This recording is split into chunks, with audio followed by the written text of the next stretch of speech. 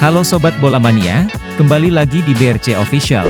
Ada kabar menarik nih mengenai respons mengejutkan Luis Mia lihat Persib Bandung, Persija Jakarta dan PSM Makassar bersaing juara Liga 1 2022 hingga 2023. Pelatih Persib Bandung, Luis Mia, mengaku tertantang dengan persaingan sengit perebutan gelar juara Liga 1 2022 hingga 2023.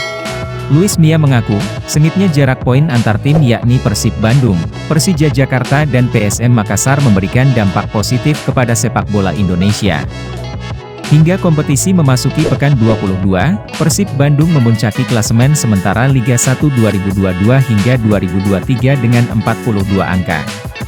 Persib Bandung cuma unggul 1 angka dari Persija Jakarta dan PSM Makassar di tempat kedua dan ketiga. Pelatih Persib Bandung, Luis Mia mengungkapkan bahwa, sejatinya bukan hanya 3 tim di atas yang bersaing memperebutkan gelar juara. Borneo FC, 36, Madura United, 36, dan Bali United, 35, juga masih bisa menyeruak, mengingat kompetisi masih panjang. Menurut saya mengenai persaingan di posisi 5 besar, saya rasa kami berada di level yang sangat tinggi.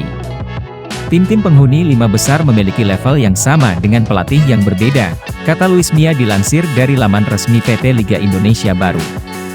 Luis Mia mengatakan persaingan sengit di atas akan berdampak positif untuk sepak bola Indonesia.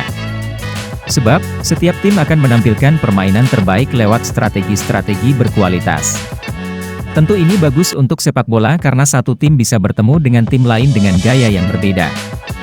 Menurut saya PSM Makassar adalah tim yang besar, mereka tim yang kompetitif. Begitu juga dengan tim lain seperti Persija dan Bali United, yang punya gaya bermain yang berbeda, tegas pelatih yang membawa Spanyol juara Piala Eropa U21 2011 ini. Luis Mia memberi kesimpulan, persaingan ketat di Liga 1 2022 hingga 2023 tidak terlepas dari pengaruh kehadiran deretan pelatih-pelatih ternama. Sebab, setiap pelatih akan berusaha membangun tim yang kuat. Sejumlah pelatih kelas dunia membesut tim-tim Liga 1 2022 hingga 2023. Beberapa di antaranya Luis Mia, Persib Bandung, Thomas Doll, Persija Jakarta, Bernardo Tavares, PSM Makassar, dan Jan Olderyekerin, Dewa United. Menurut saya dengan hadirnya pelatih-pelatih bagus di Indonesia bisa meningkatkan kualitas sepak bola Indonesia. Hal itu lewat gagasan bermain yang mereka usung. Menurut saya ini positif. Saya melihat ada hal menarik hingga akhir musim, tutup pelatih Timnas Indonesia periode 2017 hingga 2018 ini. Nah itu dia Sobat Bola Mania untuk update kabar kali ini, bagaimana pendapat kalian Sobat? Tulis pendapat kalian di kolom komentar ya Sobat dan jangan lupa untuk like, comment, and subscribe.